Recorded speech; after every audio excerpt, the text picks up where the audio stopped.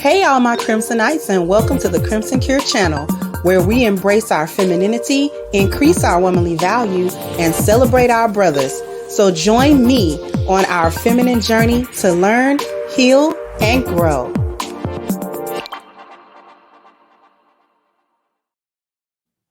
Hey there, my Crimsonites, and welcome to the Crimson Cure channel. I'm your hostess, femininity coach, and author of The Crimson Cure, and this is my perspective. So I just wanted to touch on this really quickly, how this lie of women's empowerment actually is always tied to whoredom.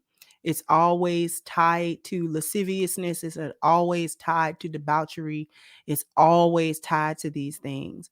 This is one of the actual most damaging, in my opinion, one of the most damaging lies that feminism convinced women of, is that in order to be a liberated woman, in order to be a libertarian, okay, that automatically includes sexual liberty to this extent and to any extent, really.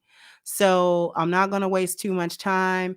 Let's go ahead and run the clip. I think there's language here, so just beware of it, and the subject matter is not for sensitive ears either. All right, so here we go. I like being ran. Yes, I like gangbangs. I like being manhandled by several different men at once. If you want to call it being ran, you call it whatever the fuck you want. I'm sexually liberated and I'm a goddess and I deserve to have hands all over my body. Right. I deserve to be worshipped. Like, why not? I deserve that attention. For sure. All right, so you And I'm only going to run that once. It was really short, but I only needed to run it once because this is the mindset of a lot of women now. A lot of these so-called modern women, she likened it to being worshipped, which is a commentary in and of itself, because the modern woman, particularly modern Black women, do want to be worshipped. The sisterhood wants worship. The sisterhood want worship from other members of the sisterhood. They want worship from male hyenas. They want worship from everybody, the society, individuals, friends, family, social media, people they don't know, all of this type of stuff. They want to have this endless amount of admiration, this endless amount of attention, this endless amount. She equated worship, something that you do to a deity. Worship would include obeisance. Worship includes adoration in the true sense of the word, adorare. So to be adored, okay? And she likened this to something so debaucherous as to having a train ran on her. And she's saying it with a smile.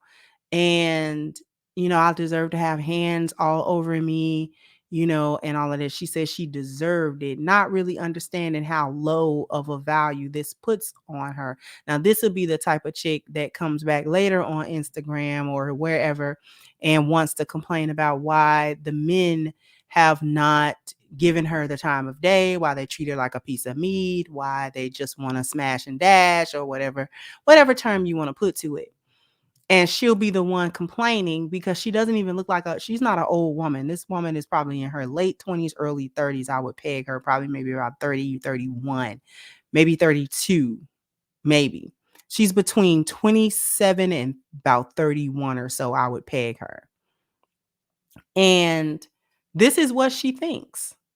From the way that she's talking, she's had several trains ran on her because she likes that attention and she likes that type of interaction, sexual interaction from men.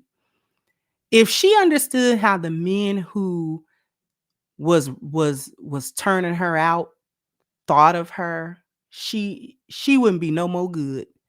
She just wouldn't be no more good in her life. She just would you wouldn't be able to pick her up off the floor. Okay?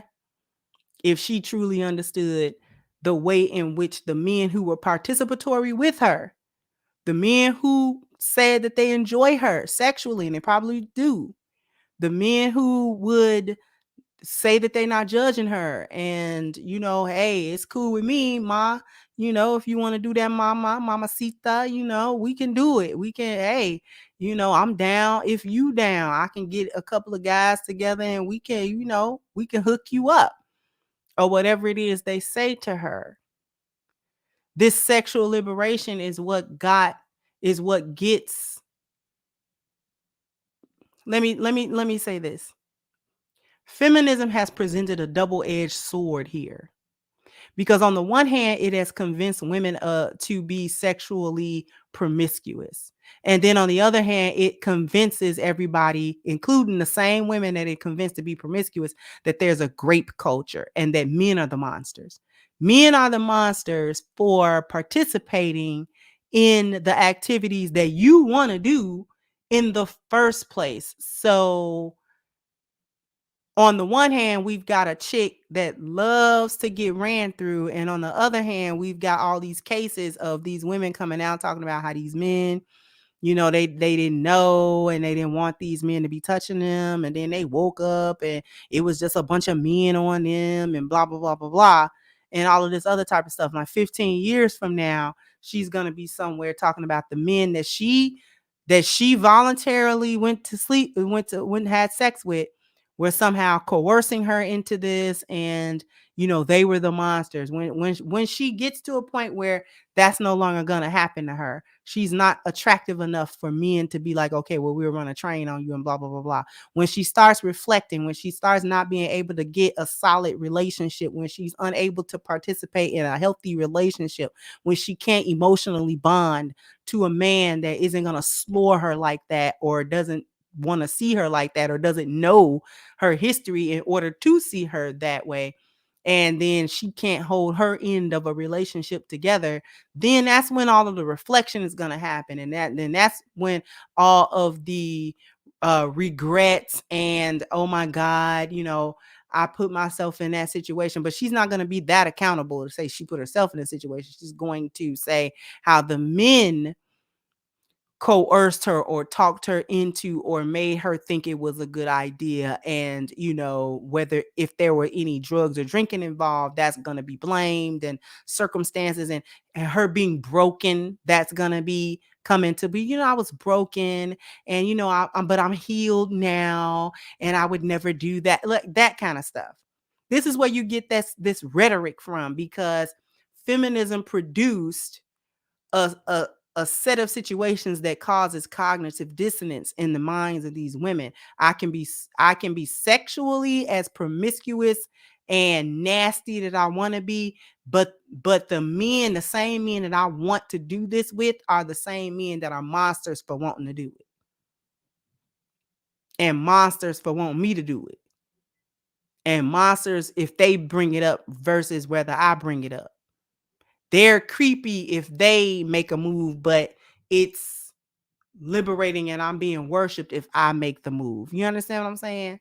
This is one of the most dangerous games that feminism played on women. And it resulted in a group of young women who are nothing but whores, nothing but the transaction. These women are not really capable, by and large, of engaging and involving themselves in healthy relationships. This is where that saying comes from. You can't make a hoe into a housewife. You can't make a hyena into a lioness. You can't do it. Once she's been involved in a transaction that long and that consistently and to that degree, you can't get her in a space now where she doesn't do that, where she doesn't associate sex with a transaction. She's not going to associate it with love and connections. Anyway, jump down in the comment section. Let me know what you think. Like, share, subscribe to the channel if you have not. Once again, I'm your hostess, The Crimson Cure, and this is my perspective. Bye-bye, Crimsonites.